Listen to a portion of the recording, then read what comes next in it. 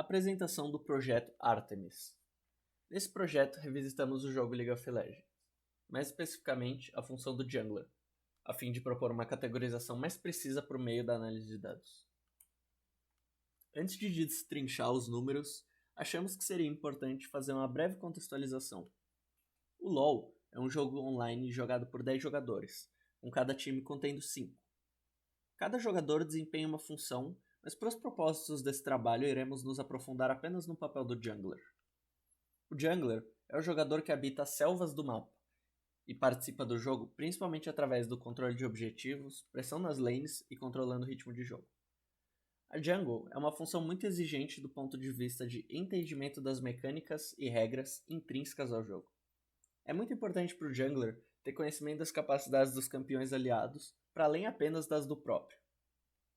Ele deve ser capaz também de se adaptar às diferentes estratégias e composições de equipe, caso queira ganhar.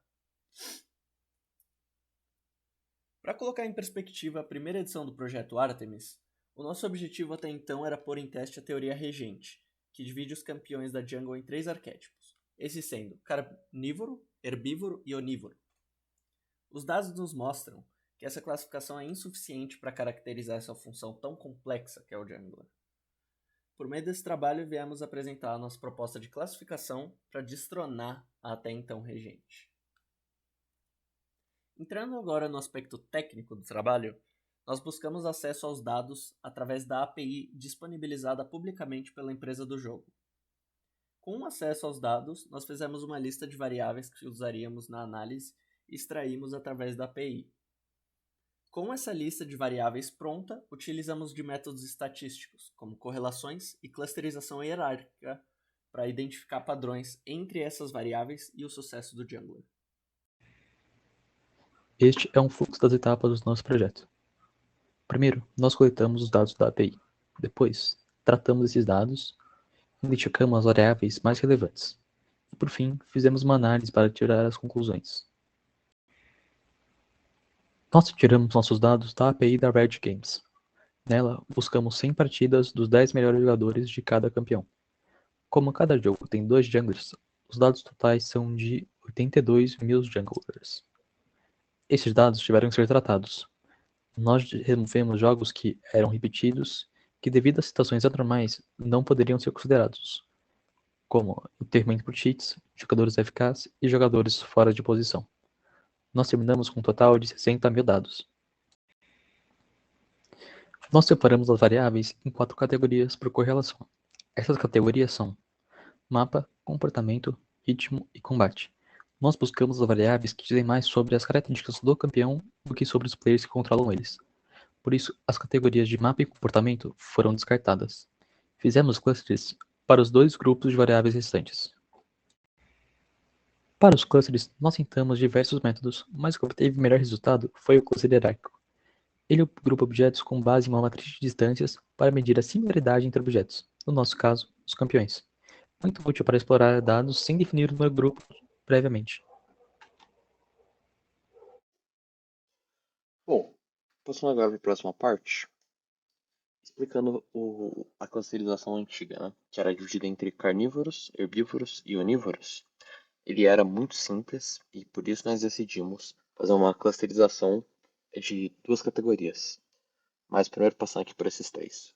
Os carnívoros eram campeões que eles diziam que precisavam de abates e faziam jogadas muito cedo no jogo, gostando muito de caos, tentando instar o máximo possível de plays pelo mapa.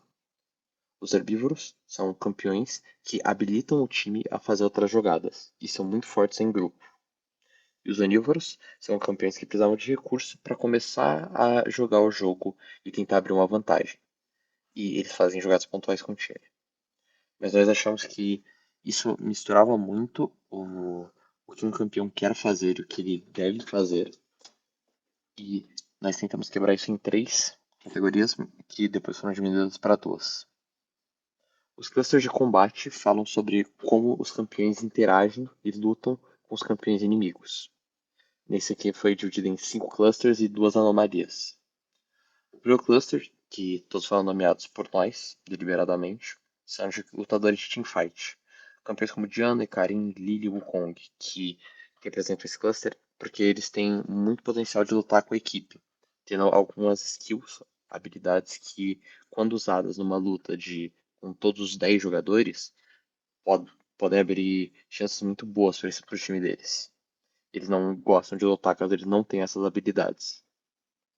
O segundo cluster, que a gente chama de escaramuçadores, com campeões como Belveth, Briar, Cain e Rengar, são lutadores que gostam de uma bagunça. Eles lutam bem, lutam em poucos números, não precisam, até preferem que não sejam teamfights. Eles conseguem causar muito dano e aplicar algum controle de grupo para explodir algum alvo.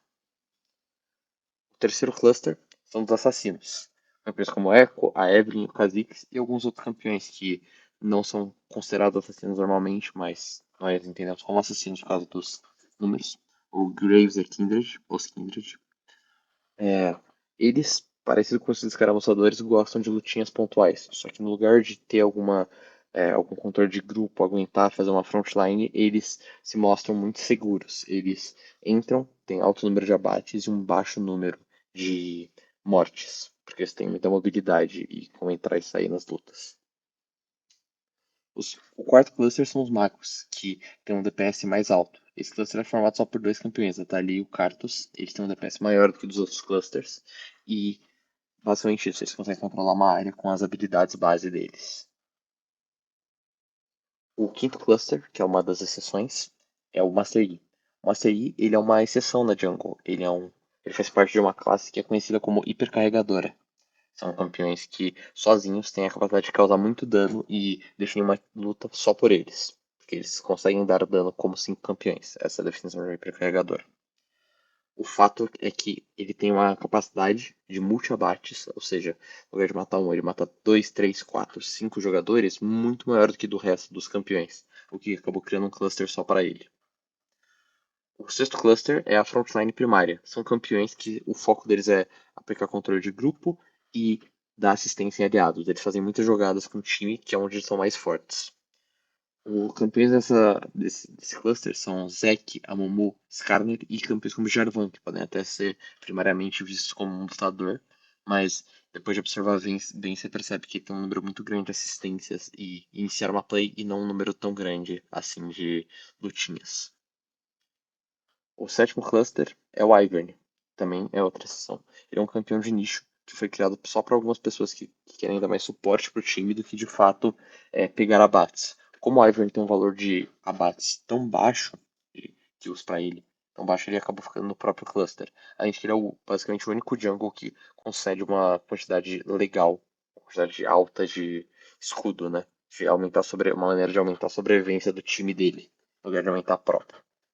Ele é um campeão bem único que separou ele dos outros. E os clusters de ritmo de jogo, que definem o que faz um campeão abrir vantagem dos outros. O primeiro cluster é o cluster de cadência. É um grupo formado pelos campeões que conseguem fazer uma jogada muito rápido e que dependem do primeiro clear deles. Eles dependem muito do First Blood. E eles tentam procurar qualquer tipo de gap para abrir nos adversários no início do jogo. Caso eles não consigam abrir, a chance de vitória deles decai muito. Nesse cluster a gente tem Lee Elise, Kha'Zix, Shinzal, por exemplo. O cluster Pato, que é um cluster que não excede em nada. Eles não são exatamente muito fortes no farm, não tem o gank mais forte do jogo, mas eles conseguem fazer jogadas com o time. Eles morrem com muita frequência também. Nesse cluster a gente tem campeões como o Jarvan, a Vi, a Sejuani e também o Fiddlesticks. Acabou entrando aqui por causa do early game dele. O cluster de gank, que são campeões que têm um gank muito, muito forte no início do jogo e geram muitas assistências, mas eles não costumam dar muito invade, por exemplo, tirar recursos de farm dos oponentes deles. Nesse cluster a gente tem campeões como a Mumu, Nunu e Zek.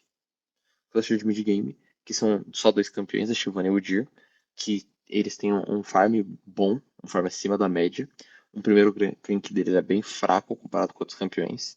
E eles também são fracos a receber invades, né? Lutas no início do jogo dos oponentes. Mas caso eles consigam sobreviver aos primeiros minutos de jogo, o meio de jogo deles é muito forte. E também no quinto cluster nós temos os Power Farmers, que são campeões que a velocidade de tier deles dos campos da jungle é crescente, ou seja, começa rápido e vai ficando cada vez mais e mais rápido. E eles abrem a diferença deles com base nisso, sem nunca parar de farmar. Eles também geralmente costumam cobrar os campeões adversários, roubando a jungle deles no lugar de lutando contra eles. Aqui nesse cluster a gente tem campeões como a Lilia, o Karthus, a Diana e o Ikarim. No cluster 6 a gente tem especificamente a Belvete e o Mastery, que nós chamamos esse cluster de Snowballers, que são campeões que quando eles pegam kill cedo, a win rate deles sobe muito, eles conseguem pegar muitas kills. Eles conseguem acabar com o jogo sozinho, quando eles abrem vantagem. E no cluster 7 a gente tem os Dominadores, que são os campeões que aproveitam que tem basicamente um invade muito forte e quando eles conseguem qualquer vantagem em cima de você, você nunca mais vai conseguir farmar sua jungle em segurança. Eles são muito fortes em negar o adversário de pegar vantagem de gold XP depois que eles abrem qualquer tipo de menor vantagem. O produto final, aqui com dois gráficos. Primeiro um gráfico 3D, que organiza todos os campeões. E daí, por profundidade, você tem os clusters de combate, por altura você tem os clusters de ritmo. E na direita, um gráfico que mostra melhor quantos campeões dividem um mesmo grupo. Onde você tem pontos azuis, você tem os campeões que são únicos, ou seja, não dividem nenhuma combinação de cluster de ritmo com cluster de combate. E daí, nos pontos coloridos, que não são azul, quanto mais amarelo, mais campeões dividem essa posição.